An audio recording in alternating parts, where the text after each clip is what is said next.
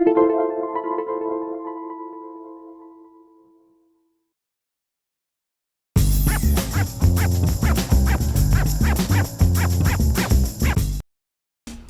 to My Long Island TV. From Manhasset to Montauk, we have traveled our communities to bring you the following events. I'm your host, Waldo Cabrera. My Long Island TV starts now.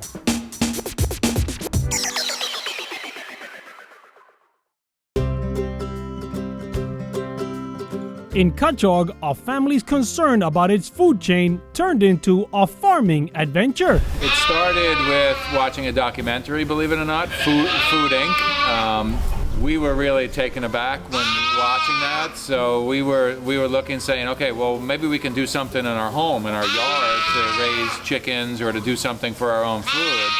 And really got into this whole thing thinking, you know what, if we're gonna do it for ourselves, why not make it broader and make it educational, make it around producing great quality food for others, lead by example and kind of show and kind of be part of the change. That change included buying a 28-acre field and to get the families all 8 hands on deck. So much of it was built around family and having all of us do something that we could build together. And so I stumbled upon the name 8 Hands. My daughter at the time was into riding horses, and you measure horses by hands.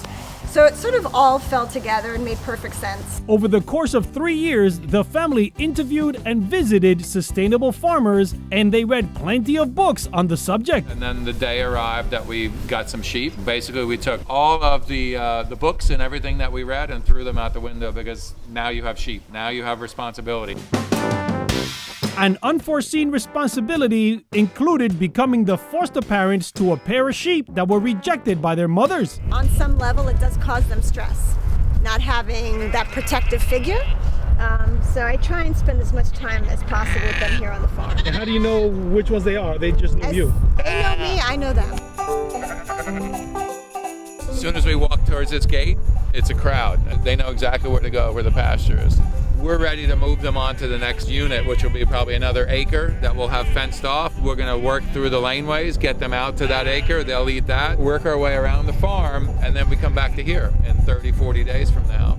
For these first-time farmers, starting with sheep made the most business sense because sheep provide a triple benefit. So you have fiber, the other part, the meat. The Icelandic and the Shetlands are both heritage breeds, and they're old-time breeds, so it's a very fine flavored meat, gourmet quality.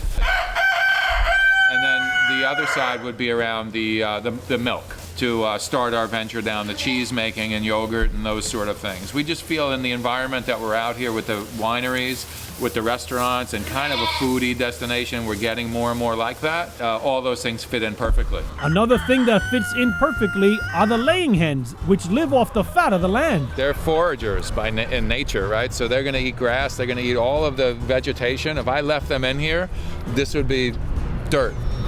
They would finish everything in this entire pasture, which is the purpose of having to rotate them.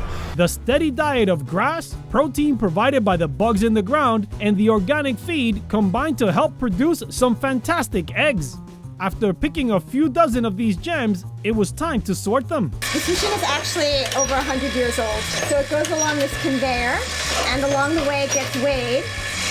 And if it exceeds the weight here, it'll drop down onto the conveyor belt. The key to survival on a farm this size is diversification. Meat chickens just arrived, and they brought in pigs whose long body are sought after for their bacon. That's the Tamworths are known, their nickname is a bacon breed because they have a very long torso, so it's a bigger pork belly that you get out of them. But a very, very good ratio of fat to meat on this animal as well. But even with all this activity, the farm is still not profitable. I still work to be able to pay the bills because our goal is to make this sustainable. And to make it sustainable, Tom is letting his gut be his business plan. Carol has always asked me, with the business mind that she has, for business plans and numbers and financials, and I said, I can't.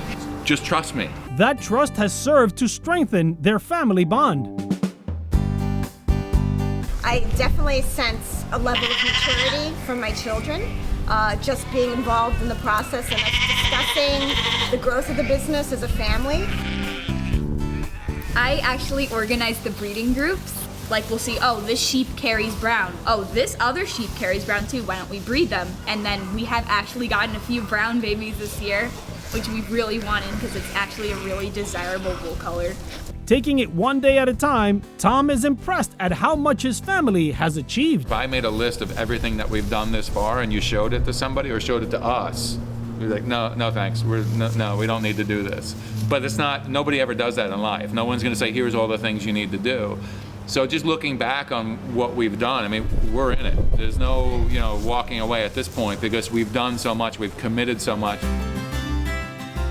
I don't sugarcoat it to anyone. It's the most work I've ever done in my entire life. And I've worked hard, but this really tops it. But that's what life is all about, right? Yes, that's what it's all about. A young family struggling to improve their little part of the world ends up improving a big part of their lives.